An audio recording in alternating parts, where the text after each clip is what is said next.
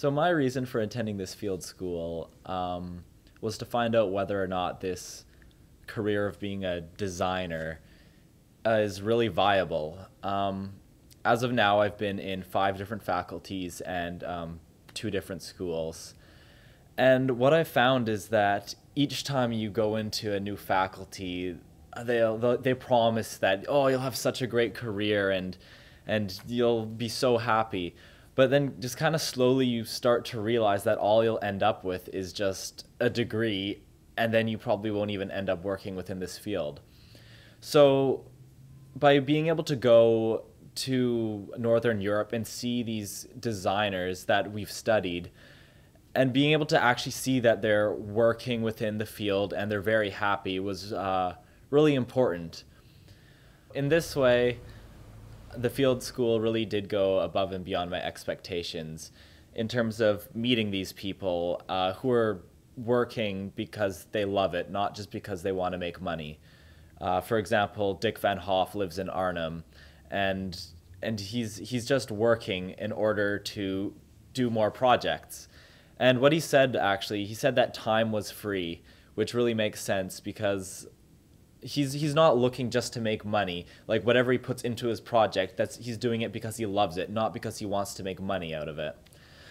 And I find that this is very different from coming from North America, where we just try to like work until we die, and then we end up with a lot of money, and then what are you going to do with it after? And so, like in the Netherlands, it seems that you make $1 in order to spend $1, and it's like balancing an equation. You have to have both sides be equal. So that really made sense to me. So I'm a pretty experienced traveler, so going into other countries for long periods of time really isn't shocking to me. But going on this trip was, it felt really different because it was the first time I've ever been to a place where I kind of felt more like a resident and less like a tourist. And this happened because we were looking at the city and kind of how it functioned and how it's organized. And like the first thing I really noticed was when we went to Amsterdam, and you just see all the traffic there. There's bikes, trams, pedestrians, cars, and they're all just crossing paths, and it looks crazy and it looks chaotic. But for some reason it just works, and nobody gets angry and nobody gets into an accident. And what I kind of realized is because it's not that it was planned out by like some government body.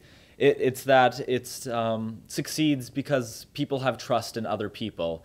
So they trust that people will be able to navigate through space, and you trust that they'll be able to do it as well. And Jan Gell was talking about this, and he said that there's 3 types of scales. There's city scale, then there's site scale, and then there's people scale. And I find that in North America, this kind of traffic is governed by a city scale, by this one body just controlling everything. But in Europe, it was on a people scale, and it was based on trust. So that really made sense to me. And when the 14 of us were biking around, I thought for sure one of us would at least die. But it didn't happen, and we actually got through relatively easily.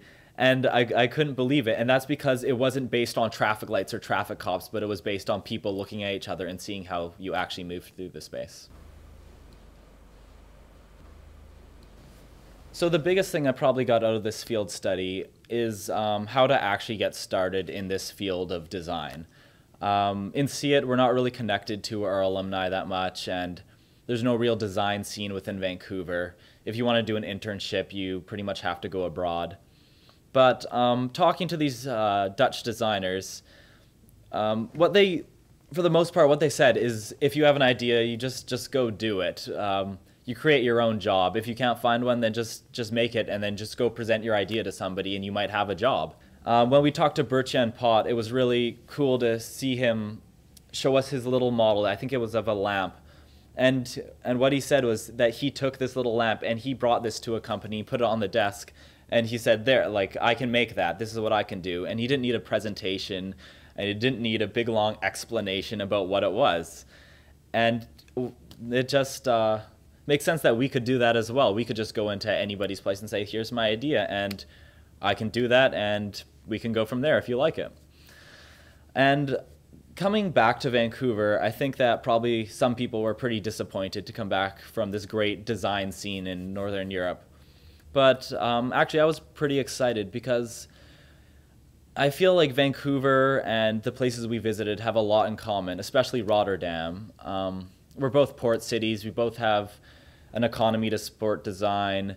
We have resources, a very open attitude. So it makes me wonder whether or not Vancouver could be the next big design scene.